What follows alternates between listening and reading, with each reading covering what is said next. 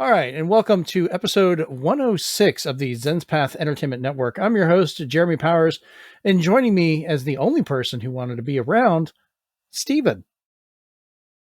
Boom. Nah. Rachel is off having a lovely dinner with friends. Chris is off having a lovely visit with friends. Steven's the only one here pretending to actually still be my friend. So, The other two are here in spirit. oh, I don't know if that's a good choice of words for this today either. This is supposed to be our Halloween episode, but we're starting off with two literal deaths in the news. So, one of which happened just as we were starting to record. Discord member, the dad guy, kind of caught us right as we were hitting the button and popped up this news on us. But we will get into that in a moment. First, though, we will jump into what we've been up to. So let's talk about that first. Steven, what you been up to, man? Kind of light week. Kind of preparing for Halloween because it's on a Tuesday of all days.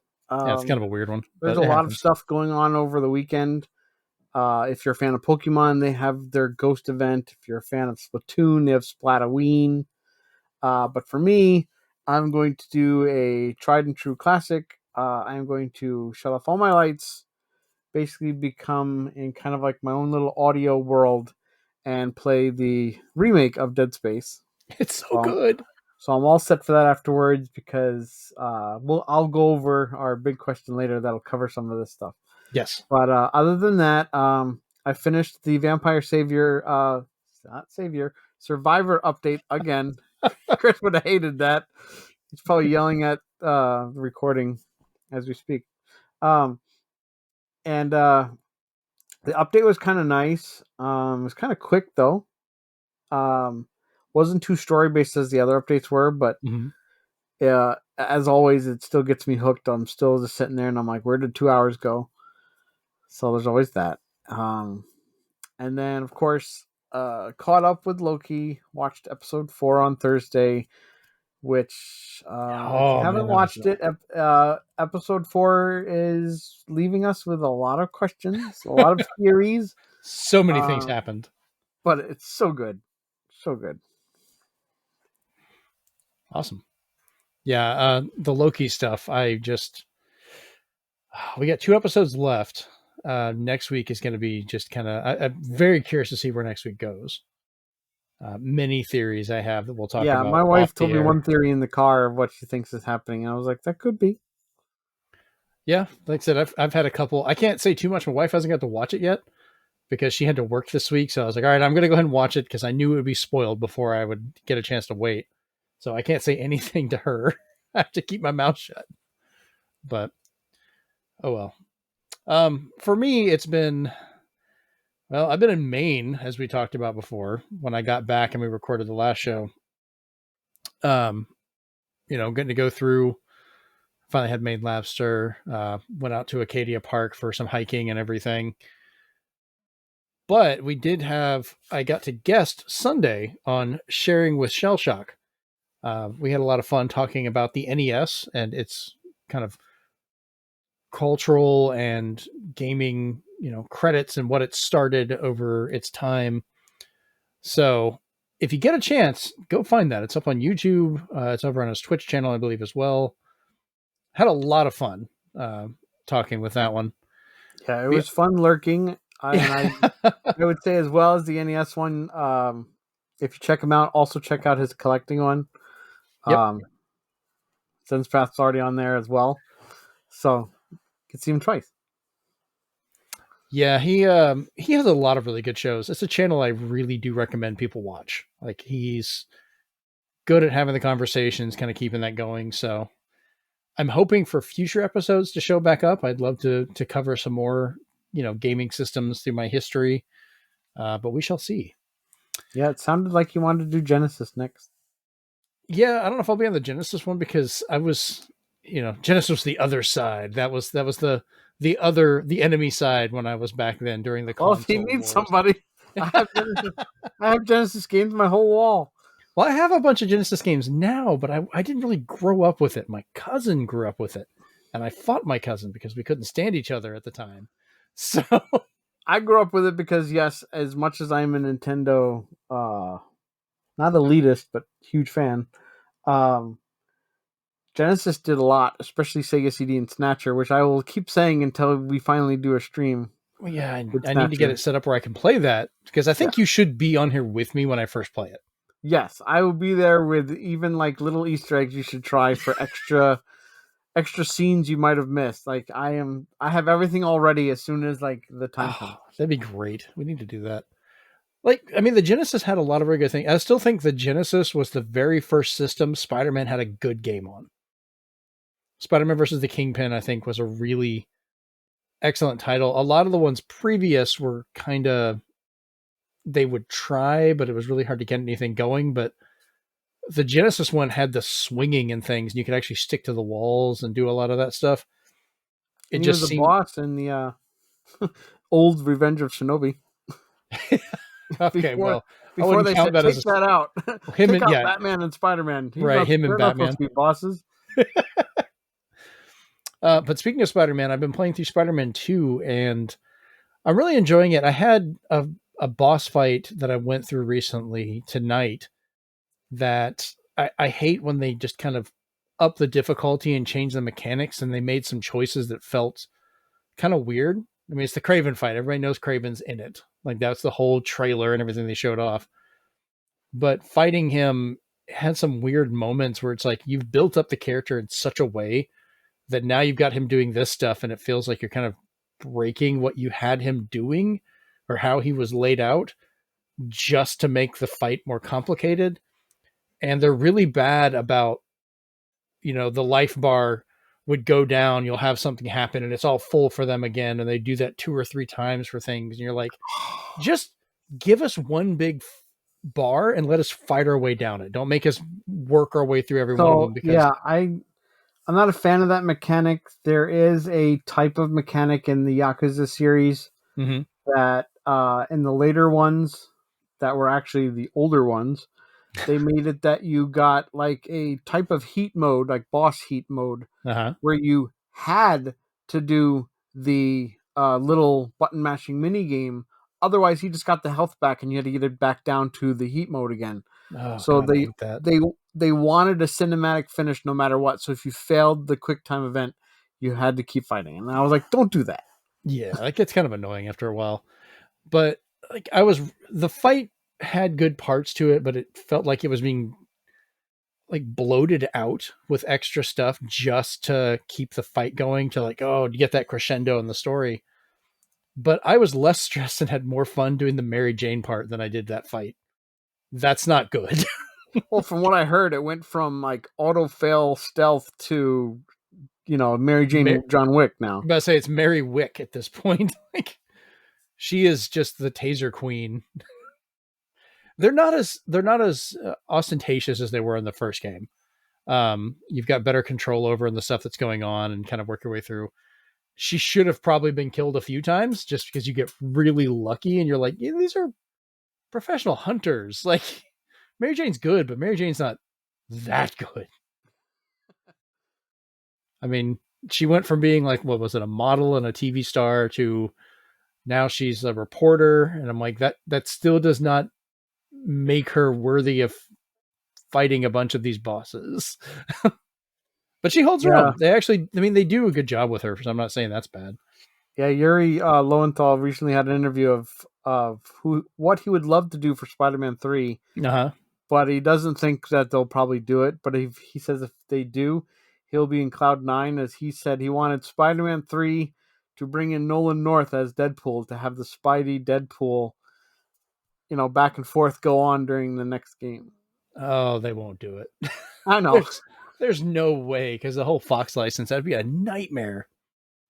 I was Oh like, oh. And he's like, will they do it? Probably not. I was like, no, they're there's a very few games that can actually get combined people like that. You pretty much need the Marvel Ultimate Alliance type thing just to get those characters, and they don't get to interact as much because as you would want I, them to. spoiler everybody, but if you haven't played the game by now, it's not really a spoiler. But one of the versions of Spider-Man in Shattered Dimensions, you fight Deadpool, Oh, and I was like, really? this is so much fun. I'm still trying to find a copy of that. I've been looking. I've been trying to get some of the Spider-Man games. That is my favorite Spider-Man game of all time.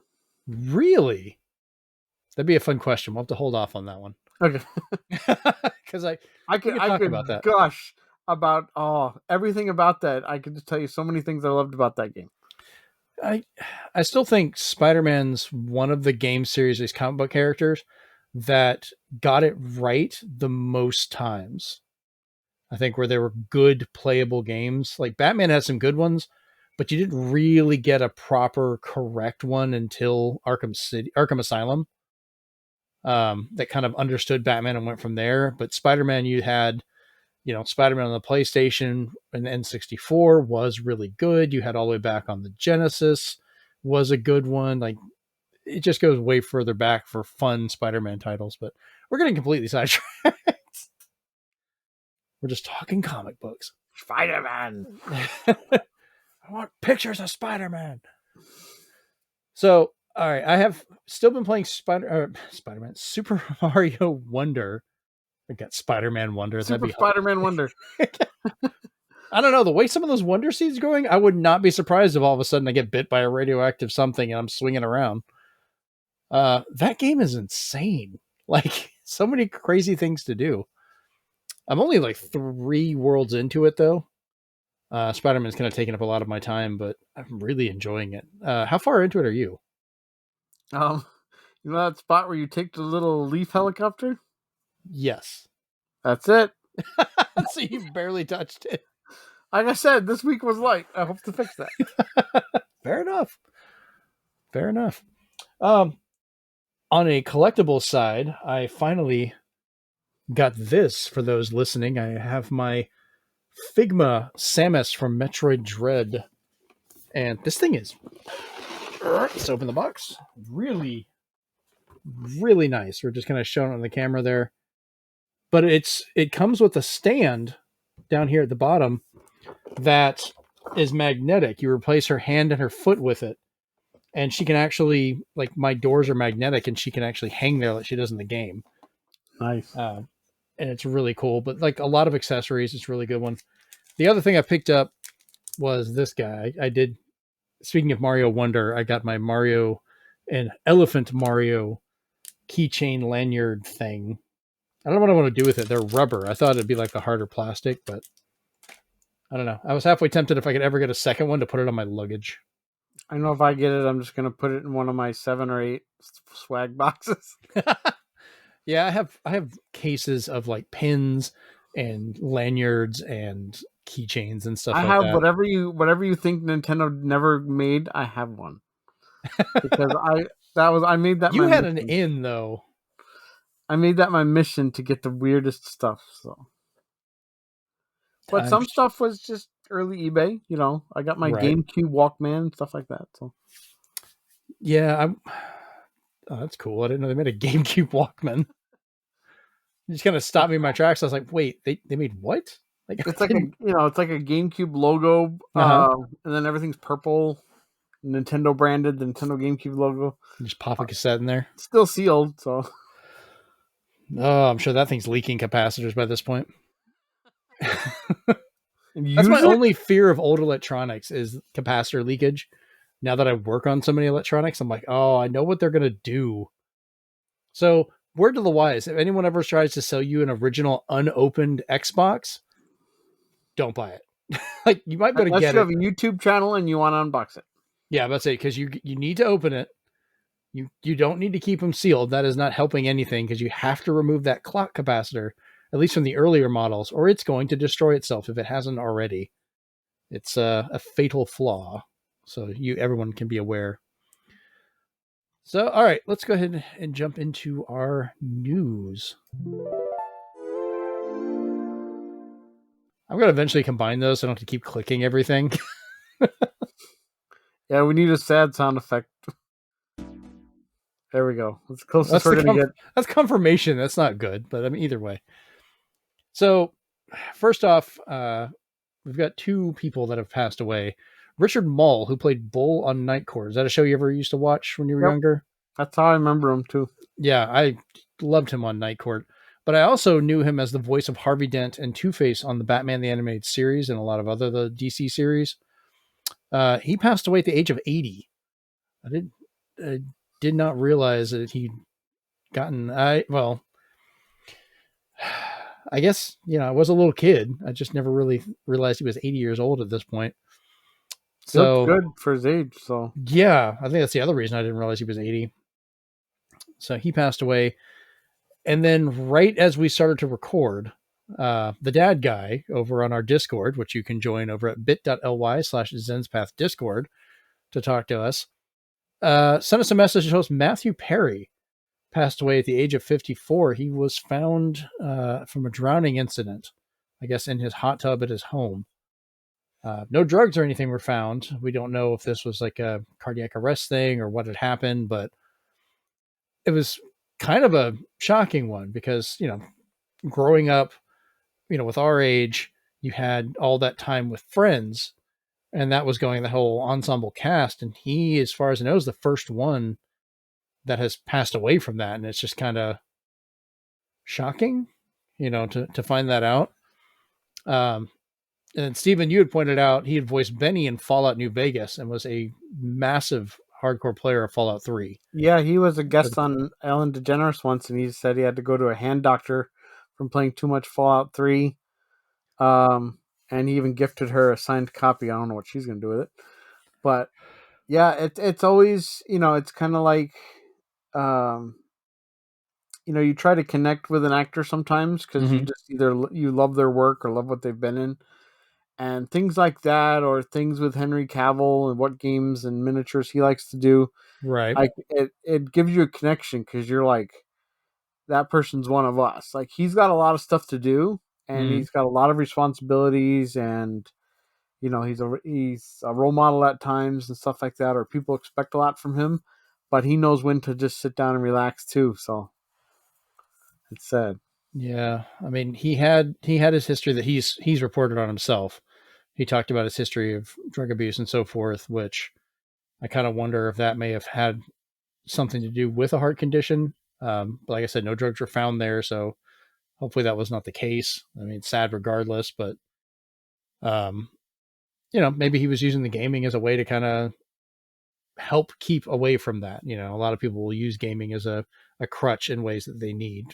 So, Yeah, especially something like Fallout, that's a nice escape. You can just no kidding. blank out and enjoy the world. And a bunch of old music. And a lot Royalty of giant roaches. Royalty Bloat free. flies. Stupid bloat flies. All right, so we'll go into the actual news beyond our individuals that have passed, but a game that you guys kind of got me into, Stephen and Chris, was Power Wash Simulator. And now we're going to be going back to the future on November 16th. So they finally announced the date for the release of that content. Is this something you guys are looking forward to? Oh, yeah. Go into Hill Valley to wash everything? More to clean is always good. I just hope the theme's in there. It better be. It should start up with that theme. It just either that, or I either want to clean something and it says "Great Scott" or something like that. Is there something wrong with gravity in your future? You keep saying it's heavy, man. Like we need to clean the roads. Roads. What we're using doesn't need roads. Money says that one of those vehicles, when you get done cleaning them, is going to fly off or go out, just go through a time thing, probably. Because I know you clean the train. I know that's on there at least. So maybe we'll wash away Eric Stoltz and reveal Michael J. Fox. With little bits of Eric Stoltz still left in there, hidden in certain scenes. There you go. He is technically in the film. Was he credited in the credits because of that? I don't know. Because I mean, I'm just constantly reminded that they show footage like he was in there. Yeah, I mean, if he is in it, I'm kind of curious now if he's in the credits. I've never stopped to look. That's kind of funny. So we talked about recently the Activision Blizzard King and Microsoft merger that happened, but we've also gotten some new changes of how everything is being run over there. And after the Activision Blizzard merger, Sarah Bond, who you may remember from some of the recent Xbox events, she's been one of the leading spokeswomen that have been on there, who I actually really like. She's really good at presenting and talking about a lot of this stuff, really good questions for a lot of the tech. She has been appointed as president of Xbox and will be reporting to Microsoft Gaming CEO Phil Spencer, with all the other companies now also kind of being in line. So parts of Activision Blizzard are going to be, or I'm sorry, not Activision Blizzard, but Bethesda are leading into a guy who's talking up to them and a few other ones to kind of give a little bit more oversight, specifically to try and prevent issues like what happened with Redfall, which was a hot mess they're still trying to sort, which did get an update recently. Yeah, it is One better. now. You can now take the sticker off the back of the box because 60 FPS is now there. I did buy it. I surprisingly got a sealed copy from GameStop. I won the sealed lottery. I got it for like $12. I was like, that's fine. Maybe I should pick it up. We could play it together, just for the heck of it. And then like I think Best Buy sells a discounted version of the season pass, like the bite back. So I might get that for another $12. Yeah, I guess if I'm going to end up doing a season pass, I'd really have to get it.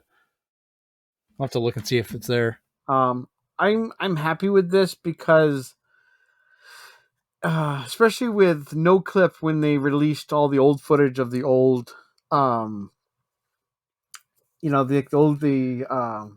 starts with a C, conferences. When they Yeah. did their conferences and they all had their speeches, you knew when the CEO came out, they weren't going to talk about a game. They were going to talk about something happening with the system, new controller, new attachment. Mm-hmm. And if the game was like the games associated with it were secondary. So I like that Nintendo has kind of kept it the same way. They almost never bring the CEO out. He's way too busy right now. The only time you'll hear about him is in small interviews where some paper got to interview him. Yeah, Iwata was kind of an oddball for that one, for getting the CEO out for doing these things, I think. And the there's the what's his name, Yoshida Yoshida. He was kind of like the Reggie of Sony, where he's just like, I'm gonna be everywhere. I'm gonna be Right. playing the games and say I really love this game on on Twitter at the time. They always And love the games. Always. but for him to say it with certain indie games was like a nice like boost that Yeah. indie company could get. And then they had Major Nelson, Larry Herb on, or Herb, however you say it, Larry Herb. on Xbox's side. So he was the one kind of pushing that. And then on the Nintendo side, you really just had Reggie. But now with all these, especially with PlayStation, with all these kind of shuffling of the deck, as you will, I'm hoping to get back into that, especially with what companies and studios Phil has to oversee now. I only want you to come out and talk now if something's happening with the system and the company as a whole. If you're announcing like a Game Pass Omega or something like that, come out and tell me. Right. But don't come out and tell me you're pleased to announce Redfall 2. Like, don't tell me that. Have the developers come out. Okay, that's fair. Like I still want to hear Phil talk, because I do like Phil loves talking about games. So I think he's gonna on occasion want to talk about something.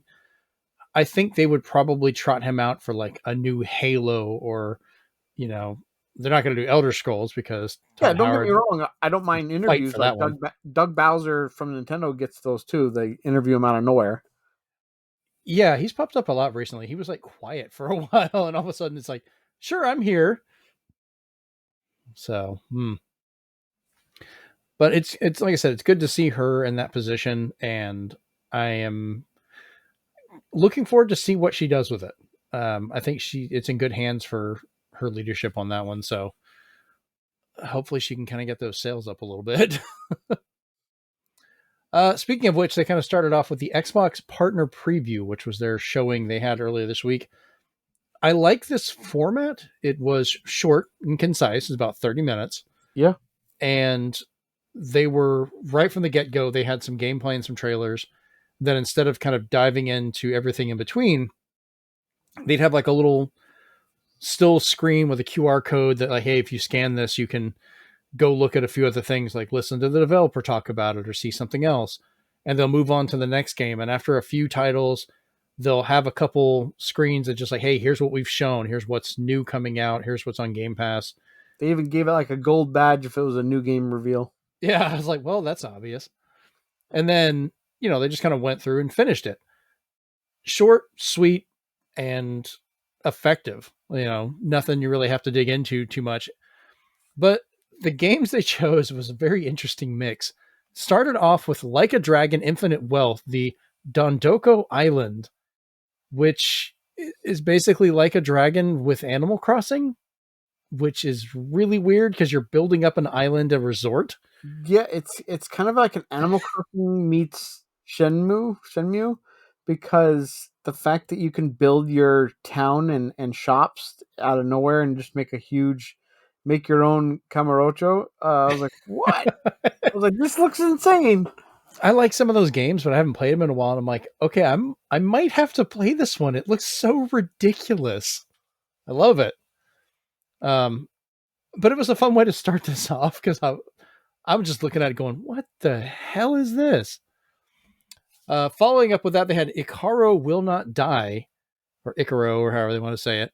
This is a roguelite action game from Future Lab, speaking of which, are the makers of Power Wash Simulator. Yeah, which was confusing because the trailer showed the Power Wash Simulator logo, and I was like, what are we getting? Oh, what's this? You don't clean up at all. I was like, you don't show me that logo and not show spray. No kidding. It should be like a secret weapon. You can get like a pressure Yeah. washer in the game. That should be a secret weapon in all their Power games. Wash guy to be like Shovel Knight, and he appears in everything. Oh my god! I just realized a good. All right, if Microsoft wants to have a really good crossover with Power Washer, they need to get Fallout events where you just have to clean all these dusty old like a vault and all that stuff. That'd be great. Clean like a giant Pip Boy. Yeah. Clean the radio station over there in Washington. Oh man. So I liked how this one looked, and I'm getting a little burned out on some of the roguelike games, but I kind of want to give this one a shot just because I ended up loving Power Wash Simulator so much that I did not think I would, but it is addictive. Thanks, guys. You've caused a problem for me. What are you thinking of that one? Like looking at probably trying it out? Or at least curious? It's kind of tricky because it looks like a lot. A lot of these games are going very neon, No and kidding. you had like Sayonara Hearts, you had Neon White that got a lot of acclaim, but and then there's Ghost Runner for PlayStation. So I was like, I want to take a break from Cyberpunk now that Cyberpunk 2077 is actually good now. I want to get into that world, but I don't want to get burnt out by seeing like that the flavor of the day It's is more Cyberpunk neon. and neon colors and bright purple. I'm like, okay, calm down. A lot of bright purple. I need to get back into Cyberpunk. I played it for a while on my One X and then my Series X, and I was like, well, it's not too bad. It's playing okay. But then I stopped with everything else going on. Now that we have all the updates and specifically And the that new, DLC with yeah. Idris Elba, they said was fantastic. So I was like, okay, And they said, from what I saw, they said it's best if you just start it over because the yeah, game has changed so much. And I'm like, it might be a good time. I'll just buy the DLC, start the game from scratch, and see what happens.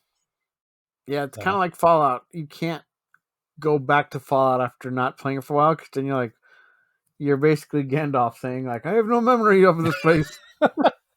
that's one thing I liked about like Skyrim because I'd start up the game and just go, I'm gonna go this way and just wander off and I'll find something. A story will find me eventually. There you go. So next up, they had Still Wakes the Deep, and this one I think was one of the more gameplay heavy demos that they showed. It's a 1970s themed survival horror game set on an oil rig, and this one did really catch my attention. I like the layout and the look of it, and I do want to see more on this one. Like I have a pretty good chance I'll probably buy this one just to give it a go. I like the oil rig scenario because you never know what's coming out of there. It's almost like an Eldritch horror, like what's coming out of the sea, what's What we've drilled too deep. What have we awoken? It's Dead Space at sea. It could be. I don't know. It could be fish people. It could just be crazy people. I don't know. Could be crab people. Some of the way it was laid out and the way the character animation. Do you remember a game called Condemned that came Yeah, out early on I'll be 360? talking about that later. Oh, okay, cool. That's a good one. It kind of reminded me of that a little bit. I was wondering, like, is this a new Condemned? Like, holy crap. But this is developed by the Chinese room, people that do Everybody's Gone to the Rapture and Amnesia, a machine for the pigs, or a machine for pigs. So they do have a pretty good horror background. So we shall see. RoboCop Rogue City. Yeah. Good Lord, this game is looking really, really good. Um, they brought back all the people that they could for facial animation, voice work. Peter Weller is back as RoboCop, which is great. The city feels very alive. Um, I'm kind of glad to see this resurgence of RoboCop stuff recently because I love those movies. At least the first one. It's funny because the developer Teon Mm-hmm. began with a game called Rambo, exclusive to PlayStation 3. And the trailer lied to you for the most part with Yes. what they would call like bullshot, so to speak. And then when the game came out, then you're like, oh, it's basically kind of like an Operation Wolf, but not very good. um, but then they seemed to find their footing. Did Terminator Resistance? I think it's Resistance, yeah. Oh yeah. And that one's fantastic. Um, and they're like, it's probably the best Terminator game people have played in such a long time. So people had like their fingers crossed, and then when they heard that, people who worked on that are now moving on to the RoboCop Rogue City, I was just like, I'm already sold. I don't need to see anymore. They already showed him like aiming for the groin, and I'm like, yeah, I'm good. We're all set. I just The need that latest chunk shot. trailer with the latest trailer, even with like the destructible environment stuff, I was like, yeah, give me that rag doll. Let's go. Let's go. Yeah, it just I like the fact that you just kind of wander around the city and do stuff. Like it feels like it'd be a really good idea for an open world game where you can have random crime in this messed up place while you're going up against, the organizations trying to buy up and rebuild Chicago and everything. So Yeah, thankfully it'll never be. I was looking it up real quick. It'll never be as bad as the self-titled RoboCop for Xbox. oh, do I have that one? I think That I one you do. walked as slow as RoboCop, so Oh they didn't god. think of speeding him up at all, and it was such a lumber. And I'm like, I want to like this, but why are you I so don't have slow? that. Okay, it stops at Robotech. That's what I have. I'm going to find that now. It's going If to be you find it, horrible. it's usually like $3 because it's so hard to play. He only moves as fast as the game loads, and back then that was slow.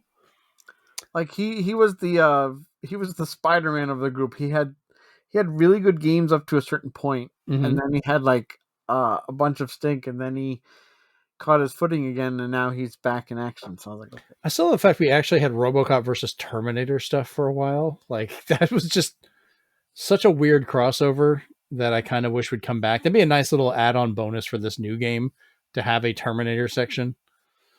Because I think like what was it? The comic books for that RoboCop's creation ended up leading to the AI that started uh, all the stuff for the Terminators and going from there. So when they found him and Well, brought him back, yeah. if you ask me though, because there is a Terminator Resistance complete edition coming out for Xbox, Mm-hmm. because apparently there was DLC for that one, so Mm.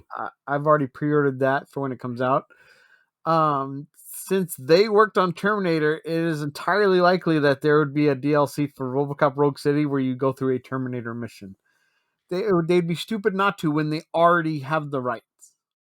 Yeah, as long as they can get the license to do it, that'd be great because sometimes each license may not want the other one attached to it anymore. Because by releasing the complete edition, I would think that's a way for them to be like, we still have the license. True. I think they still have to get permission for that one though. But I mean, they'd be mad not to allow it a little bit. Like it'd be great. Yeah, it's like you guys have worked on RoboCop and Terminator. Do the math. Come on, Jaguar, do the math. Yes. Um.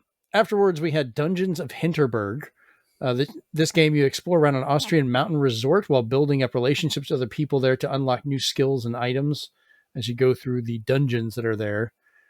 I like the art style of this one. Um, it kind of, I'm intrigued by it. It looks like a fun adventure game. Um, I don't know how far they're going to go in with the whole relationships with the people, but that's how you unlock, the get new abilities. I don't know if you use spells and stuff, but like new weapons and things like that, just for talking and conversing with people. So, hey, if you're friendly, you can go fight. um, Next up, they had Spirit of the North 2, obviously a sequel to Spirit of the North, which was the game where you're playing as a fox, and now you've got a bird that's with you as well. The game is very pretty, but I never played the first one. The first one finally came on. I think it was PlayStation Essentials Plus, and I did try it out. It is one of those games that I wouldn't say is sad, but it is depressing for a bit. Oh, really? Because it involves that you're the mother and you have cubs and stuff like Oh, that. that I remember that one now. So I'm like, okay, when does the Spirit of the North come in? Because this is really hard to play through. But it's one of those that if you can kind of get over the necessary backstory, there's a game to be had there. So that does sound really sad. yeah, because when I was playing it, I was like, everything's on fire, everything's like getting destroyed, and I'm like, what? When does this become fun? All right. We got our first in-engine look at Metal Gear Solid Delta Snake Eater. They showed a kind of gameplay and in-engine tech demo of what it's possibly going to look like. I was loving some of the reactions because this was originally shown on the PlayStation event, and that was just CG trailers, and everyone's like, it looks amazing.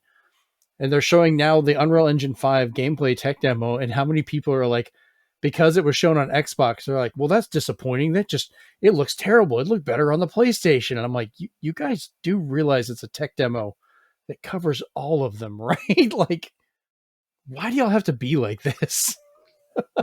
Like, just take it and enjoy it. It does look really good. There's little hints at actual gameplay. Some of it was probably pre-rendered. Some people were seeing things they said looked kind of rough. I'm like, I don't know what the hell you were looking at. But it also, this is an early version of the game, so not everything's going to be dead on. But it looked better than the PS2 version. And they're supposedly just using all the recordings and I'm adding in where they need to some new recordings. But well, they said there's no new recordings. They're just sticking to the actual story and only using those. I guess they don't. I don't know. Hopefully they're paying the people again, but they may not have to if they're just reusing all the same footage, like audio recordings. I would think they are, because I didn't see any of the actors complain, and two, that was a big contention of the Silent Hill HD collection, where they didn't want to pay the voice actors again and send them a check, a residual. So they were like, we're going to re-record it. And I'm like, how is that saving money? Yeah, I mean, that's still Konami. That's my only worry. Now we have the whole thing with the Actors Guild talking about striking against game companies for doing, acting and voice work and stuff. So that could become very bad for them if they do end up doing that. That's kind of giving them ammo in the chamber for that. So we shall see. I mean, the game looks good. I still want to play it, but it's kind of, I get why they're starting on Metal Gear Solid 3, because chronologically it's the earliest one, but it's just, we really need to get like Metal Gear Solid 1 needs to be redone. I guess again, because they did it on GameCube and that was questionable by some people. I liked it, whatever. I liked it, and I want it to be part of the Master Collection too. That would be cool. That and Metal Gear Solid 4, because that's never left the PlayStation 3, and I think it really needs to leave the PS3. So, next up, we had Manor Lords. This is a strategy game with city building, tactical battles, and other situations. Very medieval. It looks like a PC game that's coming to console, which Jeremy would say it's a strategy game, all right. Yeah. Go do stuff, people. Yay. Build, win, gold. Somewhere in Korea, this game's already being mastered in ways that we just don't understand. This next game, before you say what it's even called, I Yeah. honestly thought Hyenas was back. We're just going to start off with a description. It's a free to play competitive shooter that's cross platform. So no matter what, expect this to probably fail. The Finals. Great choice of a name that may be The final nail in the coffin. right. It looked cool, but it's just this nothing caught my attention that would really pull me into playing another one of these games because there's already so many out there. Even Overwatch can't keep up with me playing it I was anymore. I was really hoping it was Hyenas because of the heist aspect of that game. That's true. But then it's just, oh, you just shoot each other. I was like, And it looked kind of fun that you could steal the money and, go back and forth. But I'm like, it just feels like this is going to be a game full of griefing. Like you're going to have particular strategies. And once people figure out the perfect strategy, that's all they're going to do. And this game's going to just whittle down to that back and forth with every update. And I'm like, it's like, go to the back of the line behind Road Company. yeah, hopefully, I mean, we'll see what they can do, but I'm not hopeful for that one. Ark Survival Ascended. This is a remake of Ark Survival Evolved that's coming out. It's not Ark 2, so we're still waiting on Vin Diesel, I guess, to show back up for that one with his He's dinosaur with his riding. family. His family's more important. Yeah, family. Oh man. I still don't believe they actually did Ark 2 with a trailer of that with him on there. I was like, what is this? He looks so out of place. That stupid headrest. I'm like, Vin, come on, man. No. Like, you were good in Riddick. Stick with that for Xbox and 360. That was great. Ugh. Um, have you played any of the Ark games before? No, I think I dabbled in one when they were like, build your own hut to protect yourself from the dinosaurs. And I was like, that sounds cool. And then like 14 other games came out the same day. And I was like, never mind. The hut will wait. I thought about trying it for the Switch, and then I heard how absolutely horrible it was. It's gotten better. They Yeah, it literally got a patch that just basically replaced the exe file with a different one. so you put in a cartridge just to download a new game and play that instead.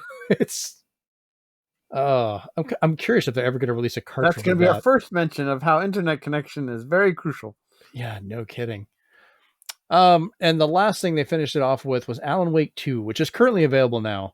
I've heard nothing but really good things and high marks from it. My only hesitation is it's digital only for some reason. Yeah, Remedy, I know they made an announcement in the beginning saying this is how they wanted to do it, and I was just right? like, you got to crack sometimes, guys. I'm hoping maybe after a while, when they get patches and everything done, they'll release a physical copy because I have Alan Wake Collector's Edition on 360, like the version that's a book that was given to me as a Father's Day gift from Amanda and the kids, and some of the other re-releases and so forth. Like I love the Alan Wake series. I would love to have that with it to be able to play that. But if it comes down to it and they're just not going to break on it, I have got so many other games I'm playing right now. I'll probably hold off on this one and pick it up later. But I'm happy to see that a lot of people are really enjoying it. Like, don't get me wrong, some people do like digital games. There's nothing wrong with that. That's why it needs to be an option, not a only thing.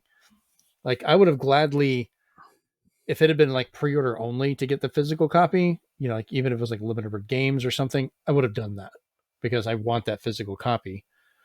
So, um, is this a title you would like to be playing, or is it one that you've played any of the previous ones? So the first one seemed like a lot more story and a lot of flashlight, and So much flashlight. and it Brought to you by I dabbled Duracell. in it. I have it. I dabbled in it, and I was just like, I was already in like the Resident Evil mood, so Uh it didn't scratch that itch. huh. But now the second one's just like, screw it, and it's like super creepy, Resident Evil ish, but just with sorry Capcom, but like a more engrossing story because it's got deeper things you have to get into. Right. So, but it just makes me like, okay, when I get the time, I have to go back into Alan Wake Remastered, play that, and then get and then see where the second one is. Is it finally physical? Is it on sale? So it's like my backlog's long enough that I can wait. But I do love any Resident Evil type survival horror games. Yeah. Nice. So that wraps up everything for the Xbox partner preview that we had. I kind of hope they keep doing this. Maybe if they can stick to maybe once a month, or if not once every 2 months, I think that would be a good cadence to kind of keep us abridged of what's coming out between other events and things that are going on. Because we don't know if we're going to be getting E3 anymore. Like that seems dead. This felt like a nice third party, like indie world style. Like Yeah. Nintendo says, here's an update on a bunch of indie games, and drops like a sweet bomb of a really good indie game, and then for Xbox to be like, here's a bunch of third parties working with us, and how's it going? Which I think was good to have. I like when they do their first party stuff as well, but we need to know what other games are coming out and releasing for these things. So good on them for that. Um, I'd give it, probably like a B, C plus maybe if I had to rank it. I don't know. We don't normally rank stuff, but just kind of give an Yeah, idea. I'd give it a C because there's nothing that you're like, oh my god. So I just like seeing the RoboCop stuff because I was like, yeah, I want that game. I keep forgetting yeah, it's you can coming out on play. Yeah, console. you I can only hear play. PC. Yeah. Speaking of coming out on Xbox, Final Fantasy XIV Xbox Series X and S open beta scheduled to begin mid-January and run to February of 2024. So early next year, you will be able to get into your gaming addiction on Xbox. Um, I might give this a shot. Both my boys play it, and I'm terrified to dive into that much stuff at one time. I remember my days playing Final Fantasy 11 and World of Warcraft. I don't know if I have time for that anymore. Um, Especially now that they've shoved in like Final Fantasy 6 and 4, yeah, no kidding. and there's huge storylines in there. I'm like, yeah, I'll be over here. So is this something you're thinking about trying out, or are you just as afraid as I am of like free time? Um, I it's just, I don't think I can put the it's time kind into of it having anymore. like a library card to the Library of Congress. Like, I don't know what I would, where I would go, or what I would, take a loan out on first. So I'm like, I'd rather not go in there at all. My biggest thing is like, I've already got so many jobs between my actual engineering job with all of its travel, my photography work that I do, drone stuff, doing the show, editing that, guesting on other stuff. MMOs become like a job on its own, and I don't want another job. Yeah, on the gaming scales, and I mean like balancing scales, Mm-hmm. an MMO is like a ton because it suddenly just overtakes everything. And the more you're playing the MMO, the all the other games you're ignoring. On the flip side, it is great if you're on a budget and you're Mm-hmm. like, I can't afford all these games. I can't even afford Game Pass or any kind of membership. This is probably the smallest membership you can get. It's cheaper than all the streaming services for some reason. Everything's cheaper than all the streaming services now. Um, Buying video and, games is probably cheaper than and I've streaming just heard services. that the community is probably the nicest MMO community out there. That's what I've heard. Bar none, from everywhere to I will help you get to where you need to go without being creepy to just, I want you to enjoy the game as much as I am type people. So it's nice.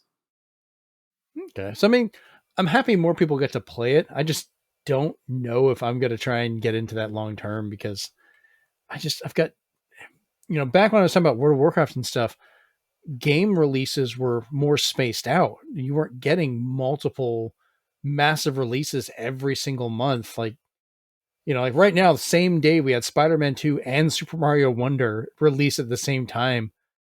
And oh, yeah, I guess there was a Sonic game, but it just died on the vine. Um, there's just so many things coming out, and we still have more for next month and December. And Yeah, uh, I come from the on PC only EverQuest, Asheron's Call.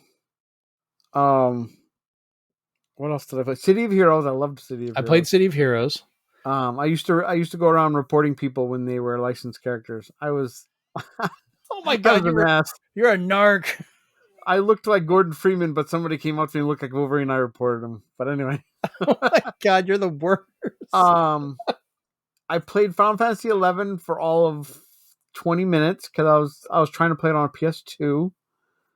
Um, and then my Yeah. last one before I said I'm done with MMOs was Star Wars: The Old Republic. I played that with my wife. We absolutely loved it, and then everything got stupid. I played Fantasy Star Online on the Dreamcast. That's my first MMO. And then later on, World of Warcraft. I was there for a couple of the updates and everything. I've got a bunch of collector's editions. We did Guild Wars. Tried that, didn't like it. Um, Good lord, we did City of Heroes. Did a little bit of the Star Wars one. I did Star Trek Online, which I still have an account. I can actually run that on my Xbox now, and I keep meaning to get back into it. I wish I could remember my old account because I had an Enterprise, and I'm like, I'd love to be able to see if I could pull that back up. I have the box. I'll have to see if I can figure it out.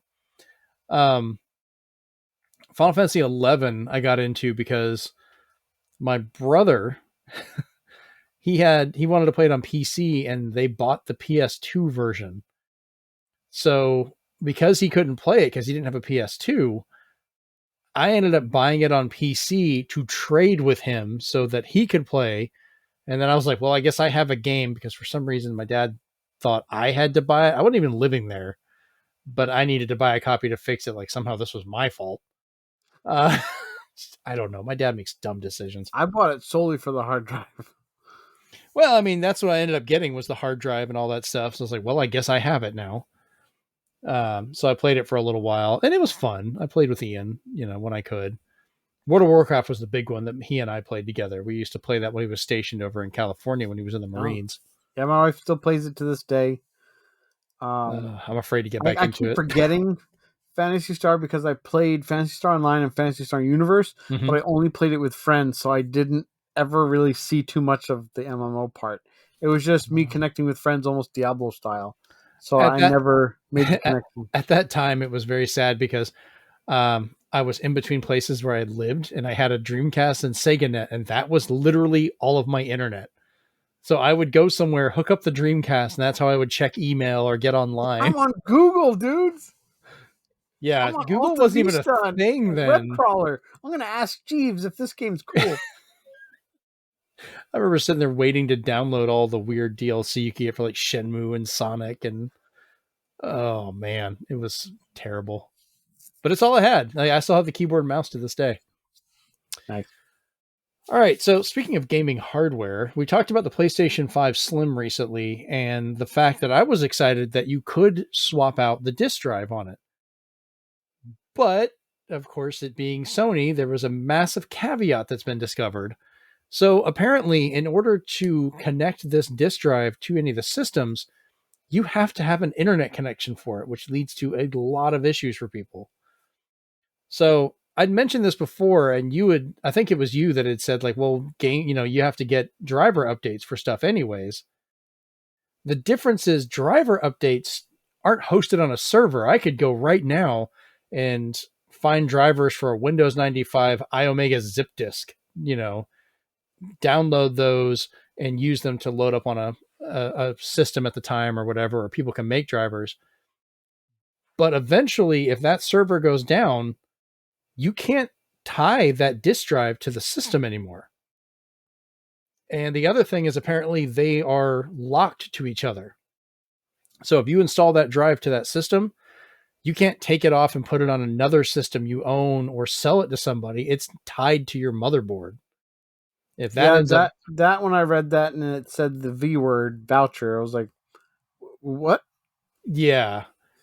So if that's the case, Sony has completely screwed up what was a great step in being able to maintain these systems. Because decades from now, people are going to want to play this. If the disk drive is bad, or if you can only get a hold of a digital system, you could have gotten a drive, off somebody and been able to install it. But they're so worried about people using that as an in to hack into the systems or do stuff that they've just locked it down completely. And come on, Sony, why? Like this Is could have it been so who easy of a win. refresh my memory? But didn't even the HD DVD drive for 360 like just have a disc that made it so you could play it on the 360? Disc when you first got it, and then Yeah, they did an OS update on the system that if you just had it, it would plug in and work. and that what I think should I be still the use it.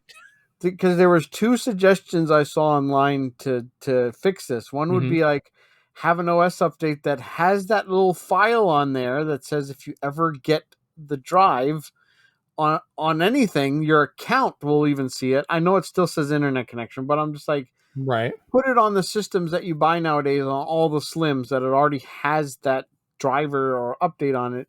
Other people were saying would be a lot harder would be to have that update on all future game releases, but Yeah, I I think the could OS update makes more sense. just include a DVD or well, not a DVD. You don't watch this stuff. So include a Blu-ray with it or something, or make, give you a demo disc that comes with the system and just have it on that.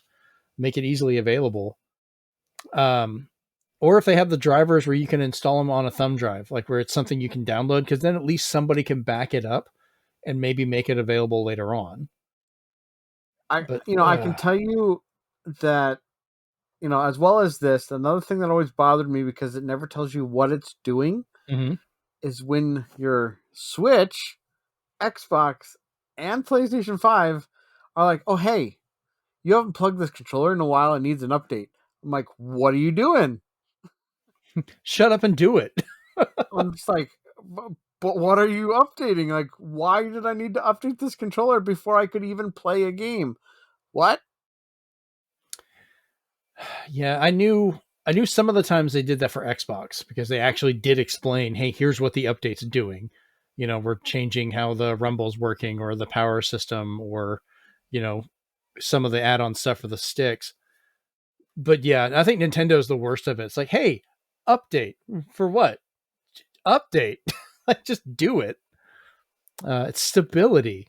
That's their favorite word. But on Nintendo's good end, though, I do like it that if you have the update and your friend doesn't, you can locally share the update and update your friend's system. That still makes me wonder if you can do that with Arc because it's such a big update. Hey man, you got the stuff? Yeah, I got the update. You want it? Yeah, $500. yeah, give me Arc. I need Arc, man. I need the good Arc. I need the clean arc. Yeah, I don't Oh, need this this one's shitty Arc. Give me the good one. this is the sharp stuff, not the soft stuff. I need that new engine. Oh man. I need to test that and see if how that works. Like how big of an update can you get away with transferring like that? I'd be here all day because it was slow. We had to use it for Smash Brothers whenever after the That would be hurricane the we one didn't I have would say to test it with. That say what? would be the one I would say to test it with, unless you have somebody who has like the most bare bones Mario Kart 8 Deluxe. Well, at the time, like this was back in 2018, so this was during the hurricane when all that happened.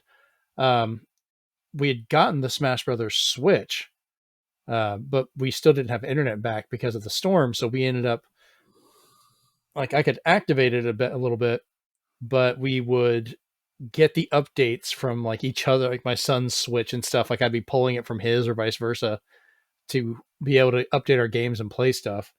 We just never tested to see how big of an update it could handle. Because like, I is will that say considered an update or not?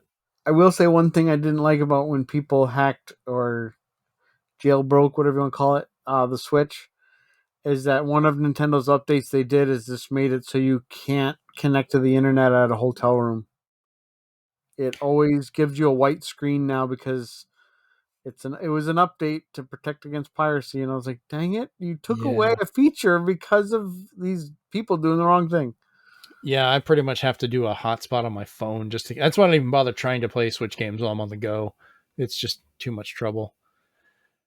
But speaking of Nintendo in trouble, we'll finish out our last story for tonight about Super Smash Bros. Tournament rules, and people are losing their minds over what I will say right now. It's not that bad. Like, y'all need to calm the hell down. So, people are crying and screaming how Nintendo is doing something draconian while ignoring the fact that Capcom and a lot of other companies have their own set of rules available for Street Fighter, Tekken, and all these other games for hosting tournaments. So basically, this is going to be rules for profit or not for profit tournaments held with Nintendo games, specifically Smash Brothers. Um, which these are pretty much Nintendo just kind of putting them on paper. They're laying out the rules of what they're going to have to kind of clean up the mess, because the Smash Brothers tournament scene has been controversial, as the nicest I can put that, recently, involving people with some serious crimes of against other people of different ages. We'll just go with that because I don't even want to say the words. Um, but I included the link on here, which I'm sure you're already looking at, Yeah. just to kind of show. Now, if you're doing, just to touch on some of the small scale, like not for commercial, that would be a tournament like when I held for Wii U years back. We did one very small group at the college. You can have up to 200 participants for an in-person tournament, or up to 300 for an online. Everybody has to be legal age.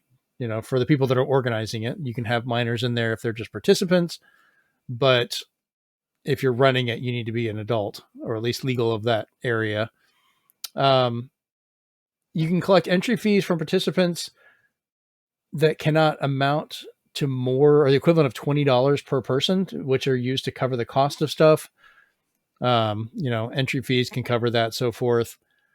No prize may exceed over $5,000, or include prohibited list of items. Total value of cash prizing a single organizer can offer through community tournaments in a 12-month period must be no more than the equivalent of $10,000. Now, mind you, if you're holding larger tournaments, they have other rules that you can follow, that you can get licenses, and some of the other companies very quickly already got the license, so they can be covered into that to do it. But it's basically Nintendo saying, look, if you're going to have sponsorships, we have to approve them. You can't just be sponsored or representing something that Nintendo may not want to be associated with. Um, if you're hosting this for the larger groups, they need to make sure that they're covered for liability and so forth. Um, just a lot of things. You have to have unmodified code. That's a lot of the big one as well. Yeah, I can see some of the stuff that, because whenever you have legal speak, Mm-hmm. unless you have somebody who's in the know of exactly what they're referring to, there's going to be people who kind of blow it out of proportion. So, like, the stuff I'm looking at that I could see people being like kind of up in arms is like the number of participants. Like, are you just going to turn away Mr. 201? Like, it's like kind of waiting for a table at a restaurant. You have to have the whole party there. Like, what if, you have the sign up for 200 people, but like 50 show up and stuff like that? It's kind of messy there because you can't try to get as many people as possible. So I can understand fire codes, but their limiting That's, participants yeah, is a little sketchy. It'll be harder to gauge. right. Um, I could see how they'd be mad, especially with the modified versions of Nintendo games, because of the Melee community out there, and now the Ultimate community where they're putting in Goku and all that stuff. They can't show it off that they fixed the game. So I can, Oh I yeah, can no, I definitely, fucking hate that argument when people make that. As soon as they um, make it, I'm like, you guys can just shut up now.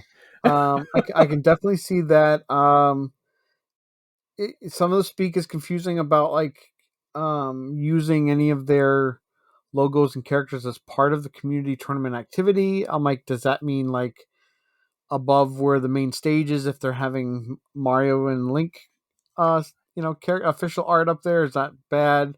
Kind Well, of, I'm thinking, like, you if they know make tournament logos and they're using, like, we're going to put Mario and Kirby in their logo as they put this out for publication without permit. And yeah, at I that could see point, that. Yeah, and I could see that. Like if they're trying to you're tying into, that's normal IP law. You can't just use other yeah, people's because characters for without me permission. reading it, I thought of it as like when you get to the event, there's some of the artwork. Um it's like, can you request that from Nintendo for a community tournament or something like that?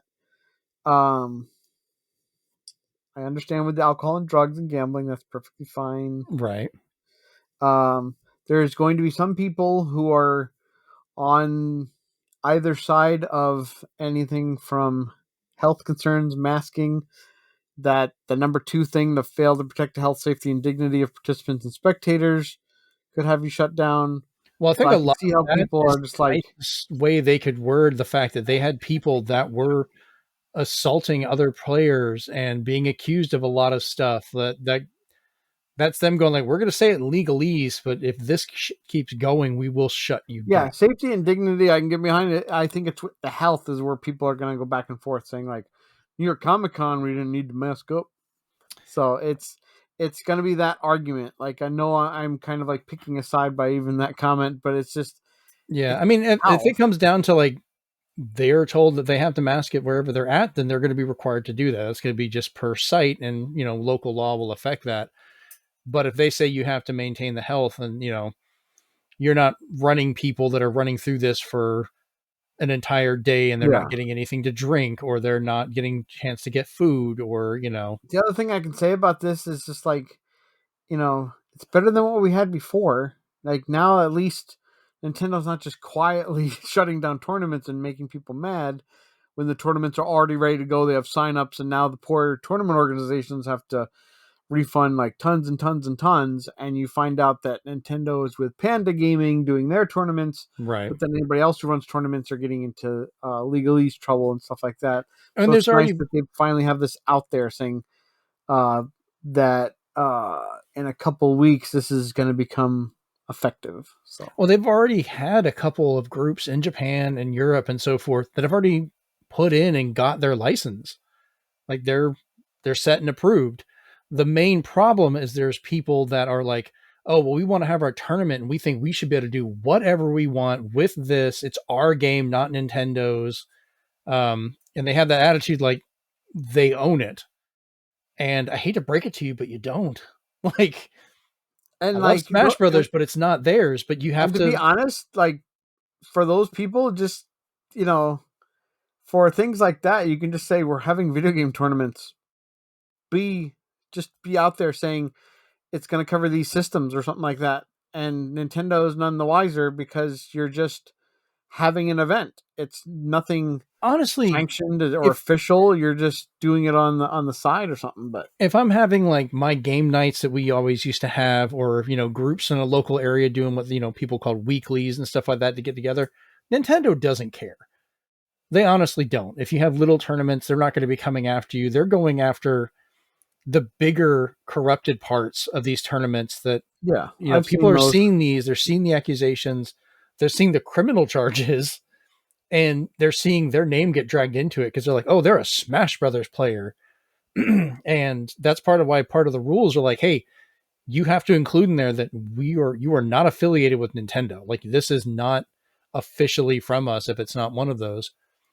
And that's the Yeah, biggest thing is like they're giving you clear rules, and these people are upset because they have to follow those rules instead of just acting like they have created and run this.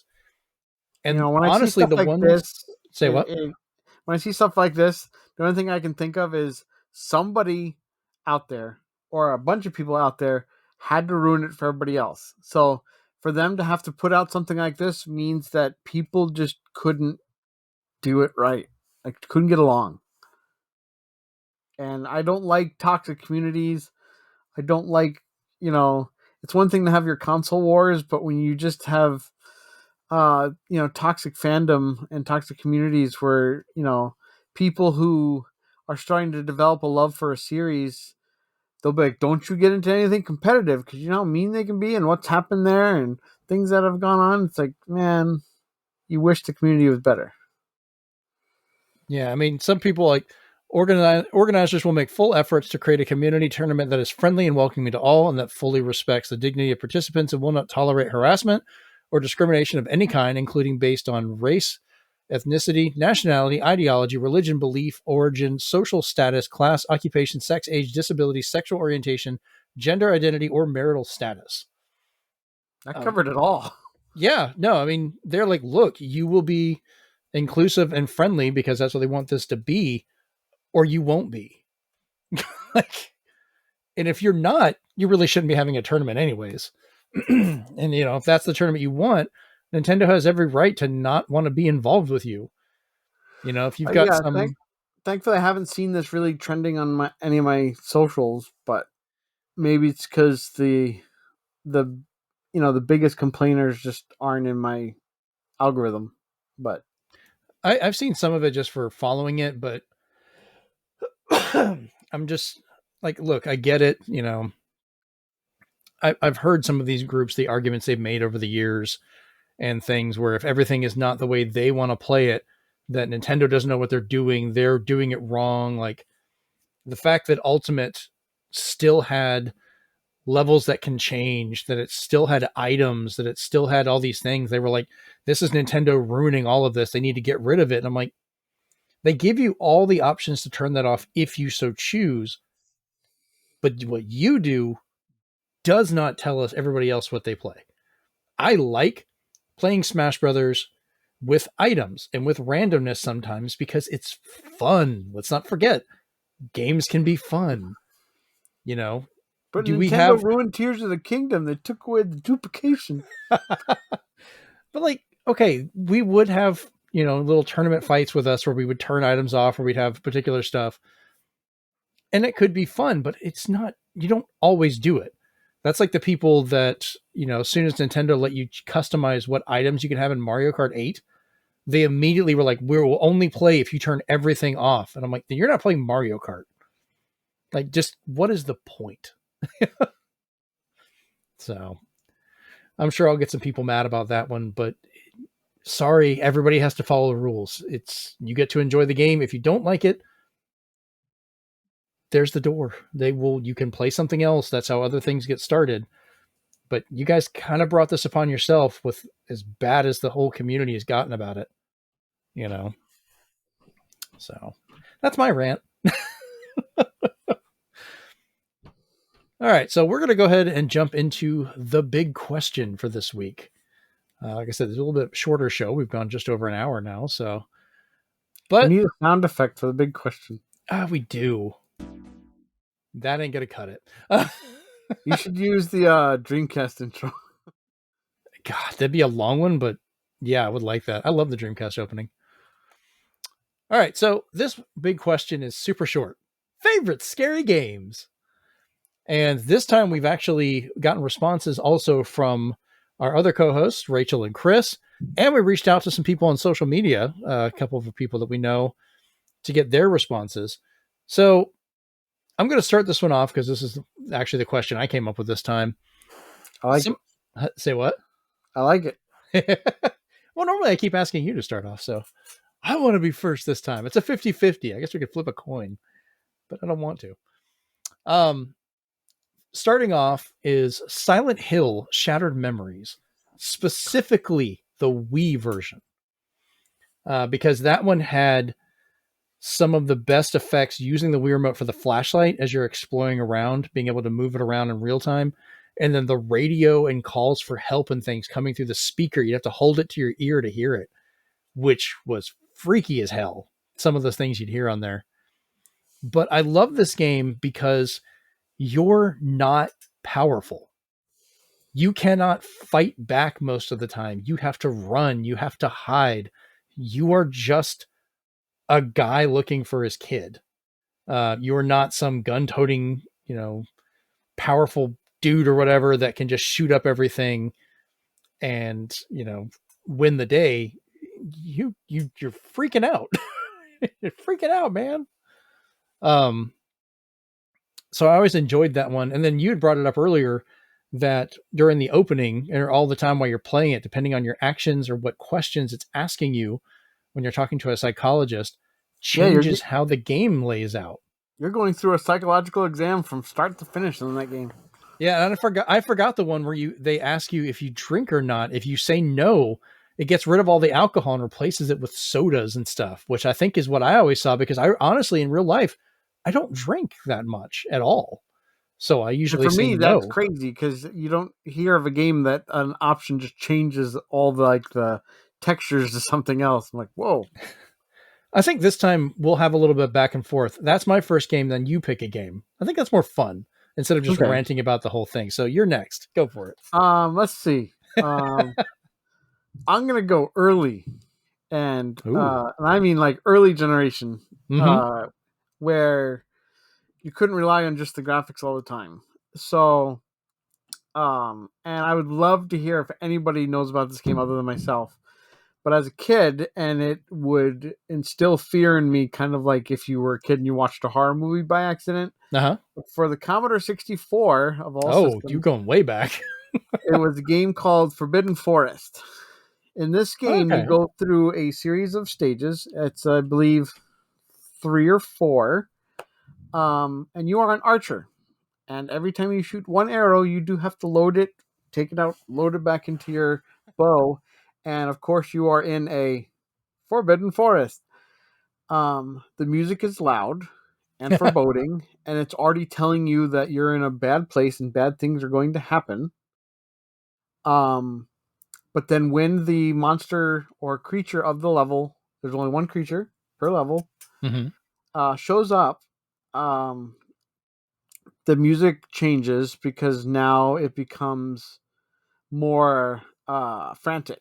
So to give you an idea, I'm only going to give you guys the first two stages because the first two stages are already scary enough. But the very first stage, you're being pursued by a giant spider at all times, Oh, damn. and since you can't like strafe, so to speak, it's either you run away from it or you confront it, and um basically like David and Goliath, you best not miss. Oh. So they had very unique ways back in the day where Counter 64 didn't have a rating system. Yeah, So you got eaten that was well alive. before The that. spider ate you alive with blood spraying everywhere. It was gruesome to see as a young kid. Oh my The god. second level had what I imagine now when people say murder hornets. And they are basically hornets that are as big as, say, I don't know, as big as like a Great Dane. And they're flying everywhere and they're filling the screen with loud buzzing. So you're already like, what's going on? But if you don't shoot them when they're ascending on you, they eat your head. I'm So looking at pictures from this game like this.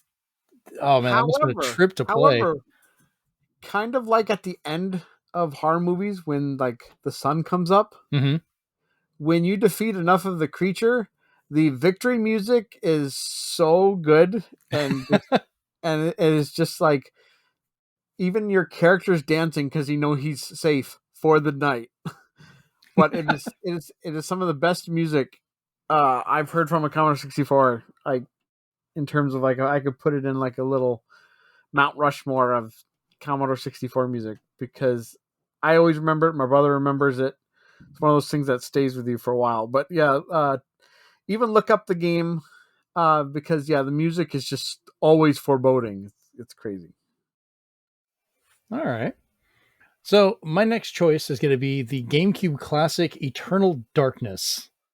Um, I loved playing this game when it first came out, and I think it was one of those that it's still somewhat effective, but I think a lot of the uniqueness of it is more effective at the time when you were playing on a CRT or people at that point because you would lose your sanity. You actually have a sanity meter while you played, depending on what kind of horrors that you would fight as you were reading up about all these people from the past. And as you lost your sanity, different weird effects would happen. Like creatures could become invisible, or your TV could flip and say it's like changed inputs to video I one, love that one. or or you'll try and save and it'll come up saying that your memory card is corrupted, which would cause people to freak out and try and pull their memory card out, which could actually do it. Um, like just so many different visual effects. Like you would see a bug on the screen and you couldn't tell if it was an actual bug or if it was just running across. The sound would turn off, like all kinds of things like that. The game itself was actually really scary. You'd be dealing with undead in these different situations as this power is trying to kill you. Because you're playing as, I believe it was the daughter of this guy whose house he had died, and you're in the house trying to discover what had happened. And you're reading up on, Roman soldiers and people from all these other places. And as you read up on them, you play as them to go through these different effects. I think the game still holds up today.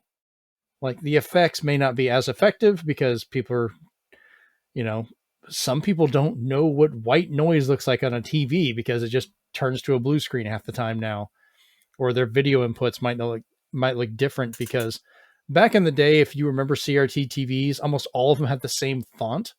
So they had a really close one. So when it would switch, it really looked like it switched, and you're like, "What the hell's going on?" Yeah, Eternal Darkness and Psycho Mantis from Metal Gear Solid would both mess with you. But that game, I still play it on occasion. I might actually break it out and play it for this Halloween. That'd be kind of fun. But it's one of those that I would love to see a remake or even just a remaster just to put it back out. But I don't know if they ever will. Um, but if you can get a hold of a copy on GameCube, you can also play it on the Wii or the earlier model Wii's. It's definitely worth playing for a good psychological take on it because it's not just you're scared of what's going on in the game is messing with you directly, and it's unique for that at the time. All right, Steven, what's next? Next, we're gonna move from just straight fear to and music to kind of mess you up to a sense of dread, not judge dread. And I present to you Clock Tower, the Ooh, first one. Um, fancy. I didn't know you Graphics had kind of that. crude. Think of like a little bit above the first Alone in the Dark, but not too crude. Um, but the game was basically pretty pretty quiet, Mm-hmm. except for um, if Jason Voorhees has his, this guy just had his scissors, his giant scissors that he would use to either stab you or cut you in half, cut your head off. But you'd hear the scissors because he would always be clanking them while he walks. Right.